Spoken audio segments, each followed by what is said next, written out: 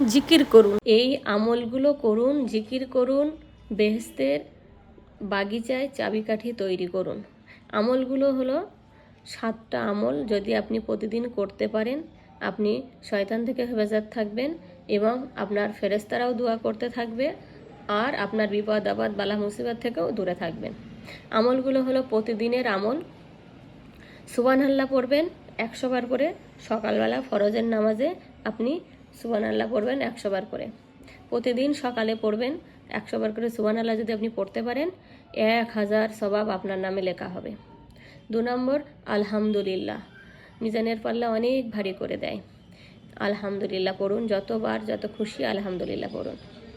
3 নম্বর লা ইলাহা ইল্লাল্লাহু, লা ইলাহা ইল্লাল্লাহু, লা ইলাহা ইল্লাল্লাহু, সর্ব উত্তম জিকির লা ইলাহা ইল্লাল্লাহু। 4 নম্বর হলো আল্লাহু আকবার। আল্লাহু আকবার 100 বার করে সকালবেলা পড়ুন, মিজানের পাল্লাকে অনেক ভারী করে দেবে। 5 নম্বর জিকির হলো সুবহানাল্লাহি ওয়া বিহামদিহি, সুবহানাল্লাহিল আযীম। 5 নম্বর জিকির সুবহানাল্লাহি ওয়া বিহামদিহি, সুবহানাল্লাহিল আযীম, সুবহানাল্লাহি ওয়া বিহামদিহি, সুবহানাল্লাহিল আযীম। প্রতিদিন 100 বার করে পাঠ করলে সমুদ্রের ফেনা পরিমাণ যদি আপনার সগীরা গুনাহ থাকে তাহলে আপনার মাফ হয়ে যাবে। সুবহানাল্লাহি ওয়া বিহামদিহি, সুবহানাল্লাহিল আযীম।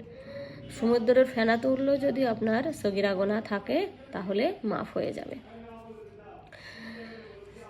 6 নম্বর হলো সাল্লাল্লাহু আলাইহি ওয়াসাল্লাম, সাল্লাল্লাহু আলাইহি ওয়াসাল্লাম, সাল্লাল্লাহু আলাইহি ওয়াসাল্লাম।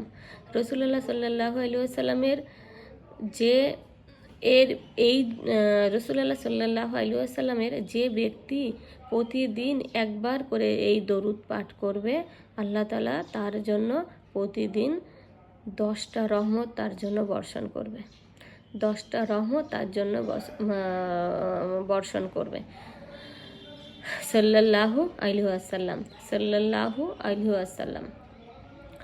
7 নম্বর হলো আস্তাগফিরুল্লাহ, আস্তাগফিরুল্লাহ, আস্তাগফিরুল্লাহ।